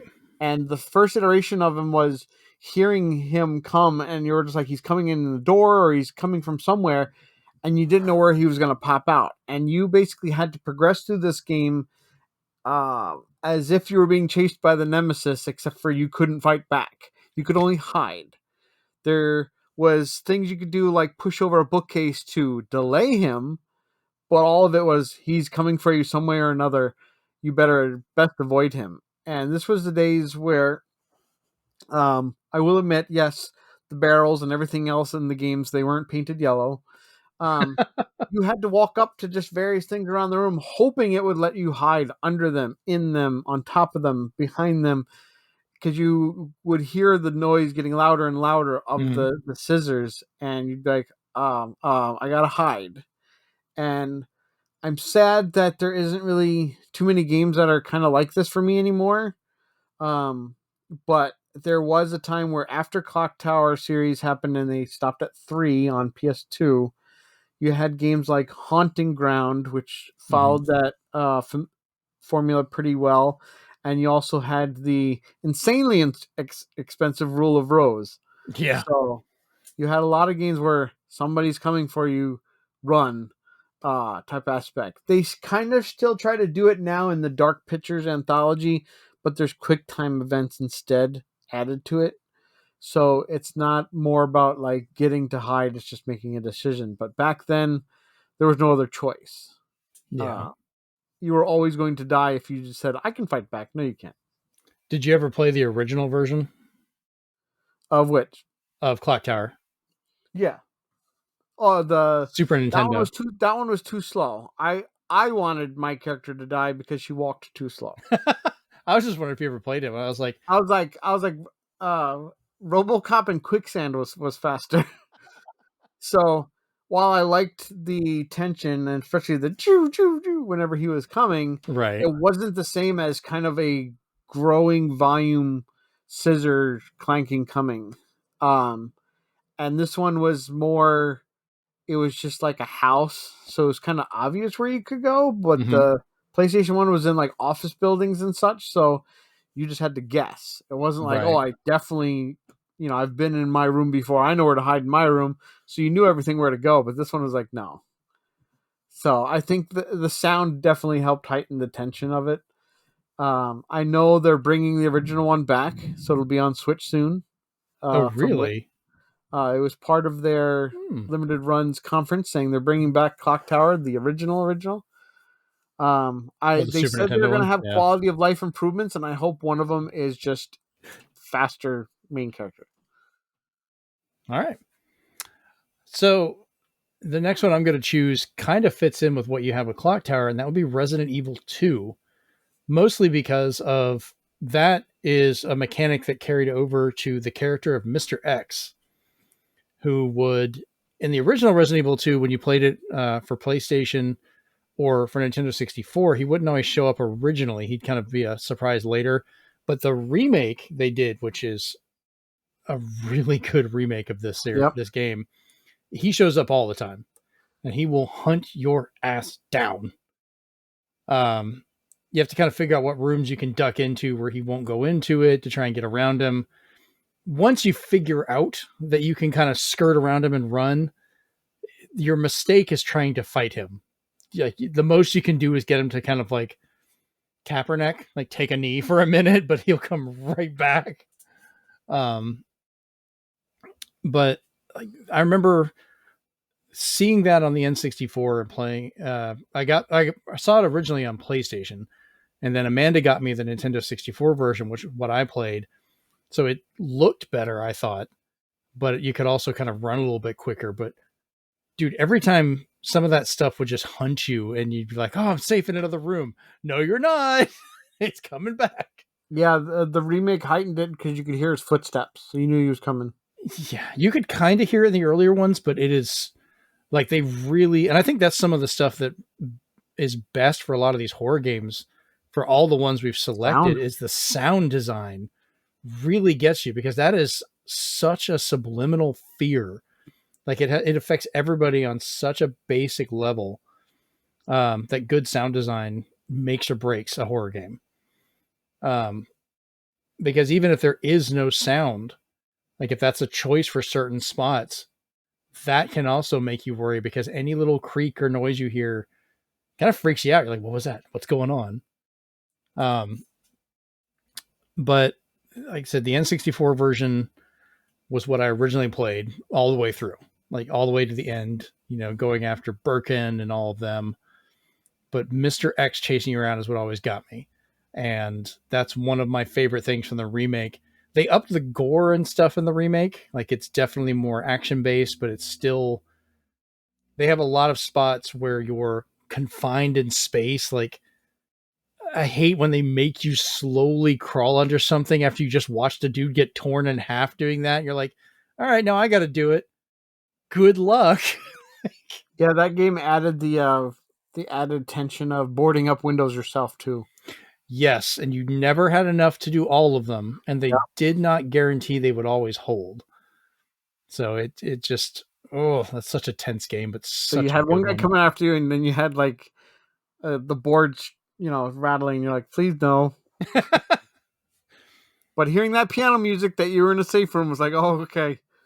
First off, Yeah, I can catch my breath. Second off, I can go to the bathroom. I think they broke that rule. Not every safe room was safe, too. Things could get into some of them. And I was like, "Oh crap. Like you're messing with my chill here." No. So, all right, what's your next one? Speaking of sound, Ooh. because this one, while the graphics were a choice and a good choice if you were a fan of like Sin City, especially, Yeah, and you liked that. This I know where was you're going with this. Condemned Criminal Origins, and this game hooked me in because I was already kind of leaning into the art style. I was like, Mhm. okay, that's fine. I kind of appreciated the fact that it just wasn't one of those first person games where you were just armed to the nines. It was what's available. Just it was almost like you walked into an abandoned warehouse and the only thing available to you is what people left behind. Mhm. However, when we talk about sound, um, I was at the age where I was fortunate enough to have a nice surround sound system in my room. And it got to a point where the brilliant minds at Sega, whoever developed it, I'd have to look it up again. When they put this together, they the spatial awareness was done so well that when we were playing, and at the time my room was the basement. It was Monolith um, and Sega. so all the rooms in the house were above me because I was the Mm-hmm. basement, and the audio made it sound like there was people walking upstairs. They did footsteps in that game that make you people were walking around. You heard swearing and fighting. So, um, I don't mean to bring back any scary memories for anybody, but if you've ever been in an apartment building or anything with thin walls and you hear fighting and stuff gets violent, you get scared. And this game basically fed upon that you were trying to do something or further yourself in the story, and you'd hear footsteps, somebody swearing and calling out your character's name, Mm-hmm. and you're like, is he coming down the stairs? So if you ever had sleep paralysis where somebody's coming down the stairs, you can't move, you're gonna get that with this game. This game got so popular with my friends that at one point we were all just sitting in the dark, like 5 or 6 of us, watching me play because they were all like hooked on the tension of people walking around in that game. Oh man. Sad to say, the second one gets way too supernatural and the darkness for me. But the first one was so good, so good. Yeah, like I said, same people that made the Fear series um, for Monolith. Fun fact: it's $3.73 on Steam right now. So hey, if you want to play it, It's the pick it same up. price as Callisto Protocol, guys. Yeah, Go for Condemned instead. probably enjoy yourself more. I do remember that one because that was an Xbox 360 launch title, if I remember correctly, during that period. Yep. So like it was one of those graphical showcases on the 360, but it did a lot with that surround sound too. Man, that was such a freaky game. If I remember, I've never had another game use surround sound like that ever before. I've never played another game that makes me think people are upstairs in my house. could you imagine if they remade that and actually took advantage of like Atmos and stuff like that now? Oh, Like, oh man, I would not be able to play that in my game room. I would be so uncomfortably freaked out. can you imagine like it works with like your what is that, Philip Hue? So when like somebody's coming, like your light starts to dim behind your TV and stuff like that. Oh man. Fantastic. I'm gonna do two on my next one because I'm adding one just because we're talking about sound. I want to mention it. Resident Evil Code Veronica on the Dreamcast. The Okay. reason that one freaked me out, my very first apartment that I ever got, and the first night I was by myself, I built like a basic entertainment center out of like an old server rack that Sam's Club work had given me that I put there, pieced it together with stereo and some speakers. But I remember getting Code Veronica and playing it. And of course, I'm in this super tiny apartment, which actually, funny thing is, my game rooms are now bigger than my entire first apartment. So, but I had turned it up and I'm playing that, and they did a really good job with the sound design because it was the first Resident Evil that was in 3D. So you could, it wasn't quite surround sound, but you could hear things shuffling around you and so Yeah. forth. And I'm playing in the middle of the night. And I remember how much it freaked me out because I wasn't used to the noises in this place yet. It's my first night. So every time it would make a noise, I'm wondering, is that the game? Was that the apartment? Was that like, what's going on? And it was just a level of terror playing that game I don't think I ever had prior, because it was also just, a first night in my own place. So that's my bonus story for that. But the other one I was going to talk about is a game called The Medium. This came out at the beginning of the Series X and Series S life. It was a console exclusive for a little while. You can get it on PlayStation 5 now. Any way that you play it, I highly recommend it. It was digital only at first, but they did eventually release a physical copy, which I need to go find. Yeah, I have it. Because I was like, this looks like right up my alley. Oh, it's so good. And fun fact, if you go to youtube.com/ZenspathCom, I did an entire playthrough of this game over a couple of nights, beginning to end. You can see the entire story there because we ended up streaming it. But you play as a girl who can connect with the dead. And I don't mean like talking to the dead, but like actually being in the land of the dead at the same time as your living version. So the screen will like in real time do splits and change, and you're in different environments affecting things to mess with it as you're trying to find your family members. Oh, wow. The horror of the stuff, the people and the things you find. I don't want to go in too much in the story because I don't want to spoil anything, but freak me the fuck out. Like, it's just like, what is going on here? Like, these things that are hunting you and the stories you're hearing from these people and finding out what happened in this world. And it was such a well designed game. Um, I recommend it so much. I think the later versions of it, and they re-released it on PS5, or when it got released on there, I think that's a little bit better running version now. The Series X was still fine. They had some issues, but anytime a game gets released later, they tend to fix some things. But either version you get would be good. It had a little bit of ray tracing for some of the effects, which was nice for the reflective surfaces and the way the lighting worked. Um, yeah, it's also original for a lot of the puzzles because you're existing in multiple places. So you might be being hunted by stuff in one world while trying to get around with limitations from one side to the other. Really makes you think. It's kind of neat.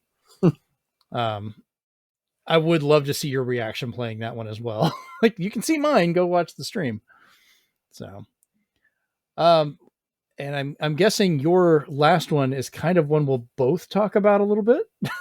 Yeah, So, I think you'll probably be talking about like what it is now. I'm going to talk about what it and is done. I love this version you're talking about as well too. So, so part of my weekend, like I mentioned in the beginning of the Yes. podcast, is I will be taking on this. It got rave reviews as Oh, how it's a so remake should be good. done. It's So so I will good. be taking this one on this weekend. So, but however, I originally fell in love with the series because of the first Dead Space for 360. Um, That's a game that had good sound design. so we've gone from music scaring me to a sense of dread to just audio scares. This one kind of was the first one to do better than the dogs in Resident Evil in terms of jump scares. And the way they did it by again, this is one of those games. Surround sound headphones, highly, highly, highly recommend Mm-hmm. because there really isn't music. Um, Most of the game is very environmental, where there's just sounds of metal creaking. There's just like a wires buzzing, just like kind of almost like walking through an abandoned hospital, so to speak. Already very spooky as well, but little things just like popping out, giving you jump scares are they did reveal that they change every time you play. Mm-hmm. So when you're like, oh, that jump scare is right here, not anymore. It's not. Yeah. You don't know This where is it's one gonna of be. the few games where it's not dead until you've stomped it flat. So this is one of those things where it keeps coming back. And to add a kind of did you know behind the game to make it all the more gruesome and scary, Mm-hmm. is that the developers actually said that in order to get not only inspiration but designs for the creatures, they did the brave task of looking up actual photos of people who have been through the most horrific car accidents. And Oh. they said that would be a perfect monster where the torso's Oh hanging off or no. something like that. And I Oh. said, seriously? So now when you're looking at the creatures, when you play the first Dead Space, because they never confirmed they did it with any other ones, is just remember those characters like were based on actual humans who had gone through the same wrangled flesh. So it is Ugh. very freaky. Um, the second one kind of calmed things down for me. It wasn't so bad. Yeah. It's I more think action based. the worst part of the first one is if you don't like anything going near your eye, be prepared. The third one, though, I will give a honorable mention to, because when you play that game co-op, Mm-hmm. you will see hallucinations that your player will not see. So when you see something appearing either an enemy you're trying to shoot that's not really there, or you're seeing something that's in your way, it's not the same thing for your co-op partner. What? I So never got you to might play that one co-op. so you might be in an elevator together, and then you're like, why is the elevator filling with these types of creatures? And your friend's like, what are you talking about? So now you're the crazy one, Okay, and the reverse sometimes happens. It's very freaky to do that. do you still have this on 360? Yeah, of course. Oh my god, we have to play this. I've never got to play it co-op. I didn't know that happened. Yes, like Holy shit. you have to play as Isaac, and I'll play as the other character Well, as because much as I love Eternal Darkness, that is perfect. Isaac's basically, by the third one, he's seen some shit. So, so That is your putting it buddy lightly. is always like, "You okay, man?" Because when I was playing, my friend was like, "What are you talking about? Are you just trying to scare me?" I was like, "No, this is what I'm seeing." It was always freaking me out. Oh, I got to see if I still have my Dead Space 3 somewhere. That's great. So it's like, hearing about like the medium and stuff like that, where they still do. I don't call them gimmicks if it blends in with the game and makes it something special that nobody's tried to emulate, because either they don't know how, or they just want to just show a big bloody monster or something like that. But Yeah. man, honorable mention to the third one. Yes, it's still arcadey and stuff, and at times, but that one messes with your brain a lot. Awesome. I'm going to have to go get that now. I did not know that was there. That'll be a fun one to stream. Just us playing that together. Be like, what are you talking about? What's going on? Yeah, that is. I love it. All right. So my final one was going to be also Dead Space, but I'm talking about the 2023 version, the one that you just showed. And I don't want to go into too many spoilers because that was a contender for like my game of the year this year. It's that good. It's taking a lot of other titles to have to. There's only a handful that even rank up there with it. But I love the original Dead Space. I remember playing it. I played it on PlayStation 3. I played it on 360. I played it on PC. I played it multiple times. That's how much I loved it. And they have, I think, definitively surpassed it with this version. If I could only ever play one of them again, it would be this one for all time because Wow. it's that good. You thought the sound design was good in the old one. It's going to with you so much in this one. Like, cause you would always hear like little creatures chittering about and so forth. And you didn't know what was actually there and what's going around. But now they're also adding in like lighting effects and shadows and things running around and reflections and more psychological, like you're seeing things, and just body horror is like ramped up because that was also the biggest thing of this game was the body horror of what happens.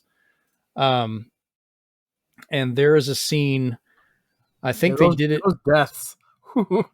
Oh, well, one of the first up close transformations you see, I won't tell you exactly what's going on, but you're going to get an item. I had to stop for a second because I was like, what the hell did I just watch? Like, holy shit. That is amazing. Like that was such a good effect. But the whole time that game has you so tense and you're having to go to more places because Dead Space 1 was very segmented. Like you had to take the train to get to every spot. You can walk the whole thing now. Like everything, it's more of like an open world and it's persistent. So if something is there and you leave it, it's still gonna be there later. So a problem never goes away. Sometimes it gets worse. Um, and depending on what kind of mechanics you go with and so forth, for some of the enhancements, things can change. And I am just jealous that you get to play it for the first time because this is one of those games I would love to play again. Like just wipe it out of my mind and just get to experience it for the first time again. But I'm also hyped that I would finally be able to get to play the other side, the other part of Dead Space 3, where I'm not the person going through That's fine. the hallucinations. I'm down for playing it more than once. I don't care. So yeah, I think we've got a pretty good list of our favorite scary games that we highly recommend people enjoy over the Halloween season. Yeah, But I I want do have some things to add with the some of our missing members and such that they've Yes. mentioned, Well, I especially our figured social media folks. I do have some anecdotes and stuff to add to those. nice. I got a few of them as well.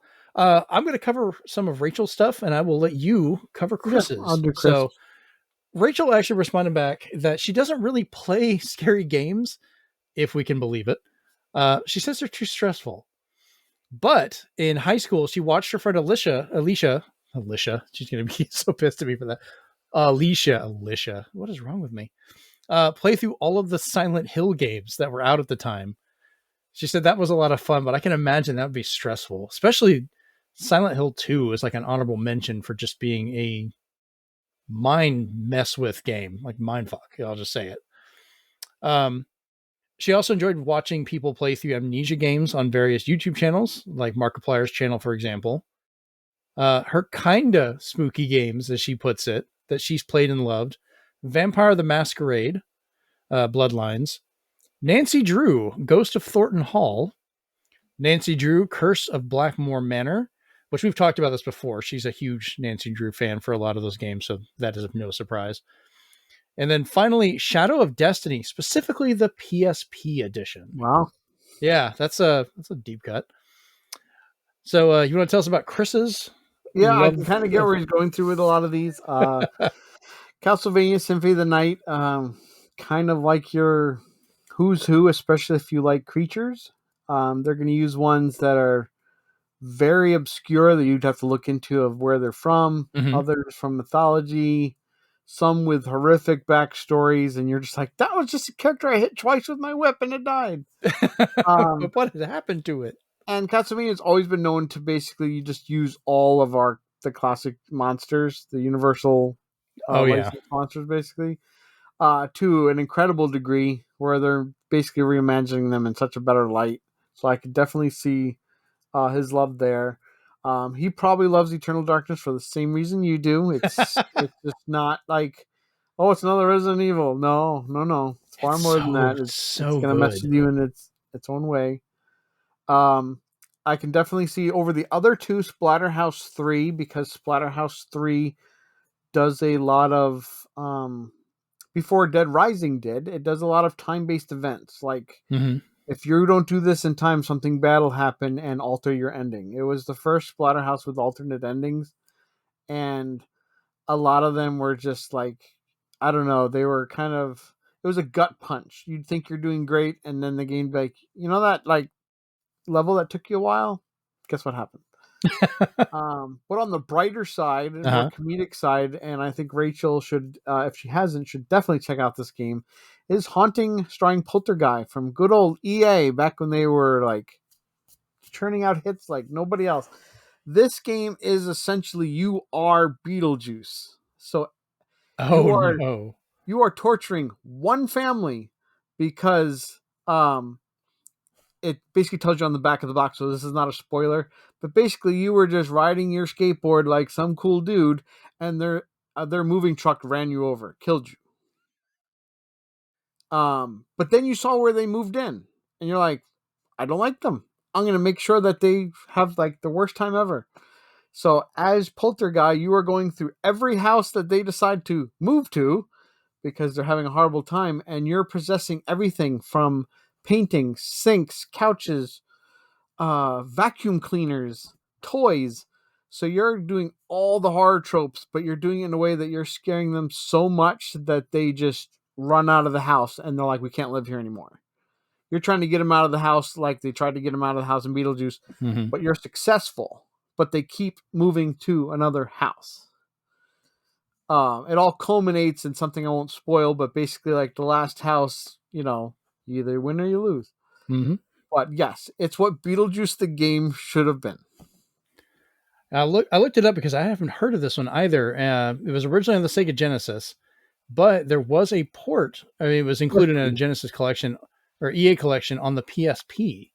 So Yeah, I know I'd she likes love playing for that PSP. EA replay to come around again because that had Road Rash on it too. But Haunting was Haunting was something else, and if I had my Genesis hooked up, I'd probably play through it again. It was that good. Like it was so I much fun to will. play. I'll have to add that to my list because I've never heard of that one. It's I need to isometric. get that. and it's done in a comedic style because the way you scare people and the way they do everything from get so scared they piss themselves to getting so scared they the eyes bug out. It's everything. So There you go. yes, it's like, hey Rachel, you ever wanted to play Beetlejuice the video game? Haunting starring Poltergeist. Watch a playthrough if you want because you're gonna get the same vibes from it. I have a feeling this would be right. I would kind of, instead of her watching a play, I almost want to see if we can find a way to get a copy for her. I would love to watch her play this live, like let her stream it. I think that would be funny as much as she loves Beetlejuice stuff.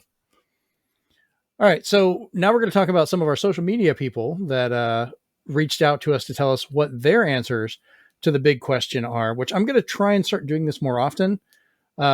Stuff like this, we'll try and put it out ahead of the show to get responses to share. But I want to start sharing some of our older questions to see if we can get answers that we can talk about as maybe a segment on the show to get others' thoughts on our big questions as well. Trey, who's one of the guys I work with, he reached out and said some of the games he really likes is Dead by Daylight, both watching it and playing with some of his friends, as well as Alien Isolation, which is a really good, I would call it, horror suspense title. Which I'm waiting for my limited run games Switch version to come in because that became the definitive version of the game, ironically enough, even over Xbox and PlayStation, because I do have this on Xbox. But it's just one alien hunting you down, and that's kind of been a theme for some of our games, is something is hunting you. Yeah. Be it Silent Hill, Shattered Memories, or some of the stuff for Clock Tower and so forth, Resident Evil. At MDC_IRL on Twitter, or X or whatever, he said Resident Evil 2 for the N64, Nightmare Creatures for the N64. I remember that game. That was pretty dark. And then Manhunt for the original Xbox. So fun fact Uh-huh. that I'm going to share with that game, and then another game that does something similar. Mm-hmm. Manhunt becomes an entirely different type of stealth game if you use your headset, both on PlayStation 2 Yes. or Xbox. When you I use your headset, you basically have the main antagonist of the game telling you all these horrible things he's going to do to you, your family, your sister. He's just ripping into you to kind of just wear you down through the mm-hmm. whole game. But because you're having a headset, that if you decide to like do any kind of like verbal um try to fight back in any way in terms of just saying something like shut up or something like that, everybody in the game can hear you, that you're within like a certain earshot. So if you're trying to do stealth, this is one of the few games where like don't talk because they're going to hear you, because Yep. the guy who's bothering you, you're going to eventually say, can you please shut up? And everybody's going to be like, who is that? Or in my case, some kid will yell in the house and you're just like, oh crap. um Fast forward, Mm-hmm. you could hear this in your surround sound, but again, headphones on both of these games, or headset in Manhunt's case, is highly recommended. And that game is I'm going to mispronounce it. Is Hellblade: Senua's Sacrifice. Yes, that Not to needs to spoil. be. I'm not going to spoil anything overarching, but it already is established that the character deals with psychosis. And Yeah. especially if you have headphones on, again, you are being I wouldn't say bombarded this time, but you are being fed like these kind of like whispers of just how worthless you are, and just this negativity is being fed into you. And this one has been recognized as something that takes an affliction that is not really detailed with people and kind of brings it to light, and brings even a more understanding of what people like this may be going through. So Mm-hmm. it's kind of something that they took a gimmick that Manhunt kind of like, I want to say, started, and they just turned it on its head. It is very well done, and I'm curious to see if the sequel does anything along these lines too.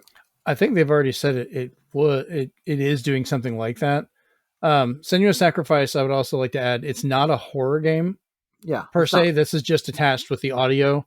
I didn't want people thinking like, oh, the psychosis part of it of a horror. Like it is dealing with mental illness and how how this person handles it in a very, very unique and very original way. So, um, I go do for it. have one of my friends as well. Uh huh. Um, they threw out ones like Evil Within 2. She Oh. recommended more because she's like the gore is even better in that one.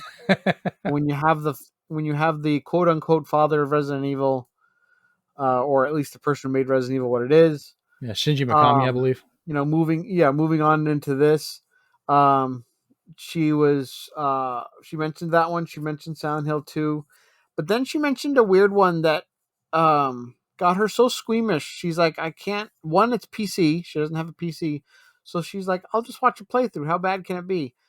The game is just called How Fish is Made, and all What? and all I can tell you is I looked up screenshots, and I can tell how you could get squeamish. It's basically, I guess there's just a lot of dissection in this game, but it really messes with you, she said. And she's like, it's one of those games that just actually bother her at times.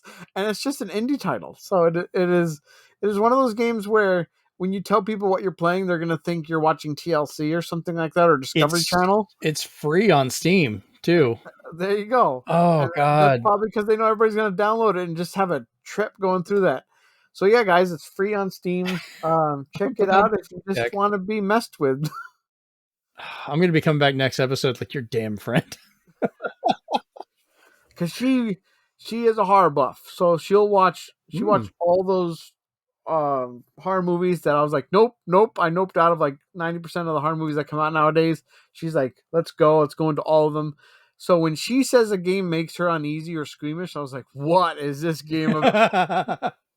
I almost had us talk about like our favorite horror movies, but I felt like it was a different thing to talk about horror games, because that's an experience you're having to interact with while it's freaking you out, and that's almost worse. Like, you're having to push and go through this yourself. It's not like it's just playing. You can't just close your eyes and ignore something or whatever. You The have to only thing that's actively funny go is through it. I think until Alien Isolation, Hmm.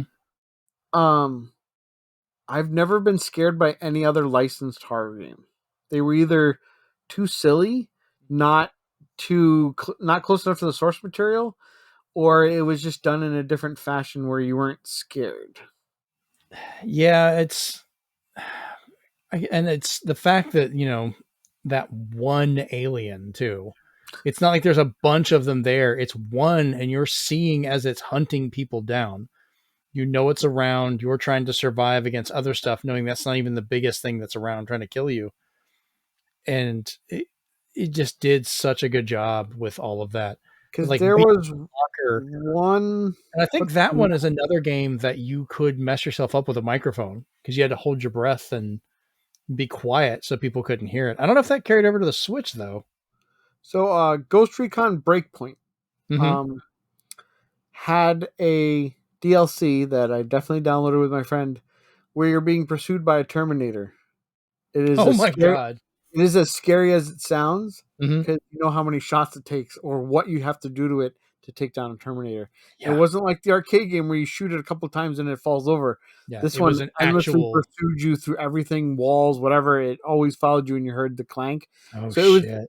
you would shoot all the skin off and it would still be following you. And I'm like, what is this doing in a Ubisoft game? Holy cow. Give me Terminator Isolation. Come on. Oh man, that would be terrifying. Yeah. Um, to finish off before we do our closeout, just as a fun extra recommendation is Red Dead Redemption Undead Nightmare. Not so much a scary game, but I think a really fun, kind of funny zombie game just because of the take that these people are just idiots in the West and have no idea what to do. So his wife is turning into a zombie. And he's like, "Oh, she'll get better," and like just ties her to a bed and leaves her there. Like, "Oh, your fever will pass. You'll be fine." Like she just ate somebody, man. She's gone. Yeah, likewise, I can because it's pretty much on all the systems now. Uh huh. I can heartily recommend Stubbs the Zombie 2 if you want. That's a good comedy zombie It's the game. closest thing you're going to get to a Mars Attacks type of video game. I got that on original Xbox and I did pick it up on Switch as well, and it was still just Nice. as funny to play. Yep. Only other game to ever use the Halo engine. This is such a basic fact to throw around, but whatever. All right. Well, we're going to go ahead and close this out. So before we go, Steven, where can everybody find you on the internet? You can find me in the horror landscape known as X at loading_time. You can also find me at the save room known as Blue Sky at N1 Nintendo. That's one instead of an I. .bsky.social.com. You can find me in the basically the locked room of Hive where nobody's allowed in or out under @Swantendo, and you can see all of our scared stiffless or shitless, we should say, selves over on Discord as we're sharing what games we've been playing over this Halloween season. Again, just N1 Nintendo, but with a period at the end. All right. I've been your host, Jeremy Powers. You can find me on Blue Sky at Zenspath.com. Instagram and Threads is at ZenspathCom, no period. Twitter, Hive, and Discord is at Zenspath. And of course, whenever we're streaming, when I rarely do, but when I do, it's at twitch.tv/Zenspath. If you're listening to the audio version of this and you'd like to see our ugly faces, you can watch us over at youtube.com/ZenspathCom. And if you're watching us and you would like to get that vision out of your eyes and just hear us, as we're talking about horror movies and audio, you can go to zenspath.libsyn.com/site, or you can find us on Apple Podcasts, wherever you download your shows. Feel free on either of these, leave us a review, give us a rating, suggest us to your friends and let others know. But this has been episode 106 of the Zenspath Entertainment Network, and we're out. Peace. Game over, man. Game over. They're coming to get you, Barbara.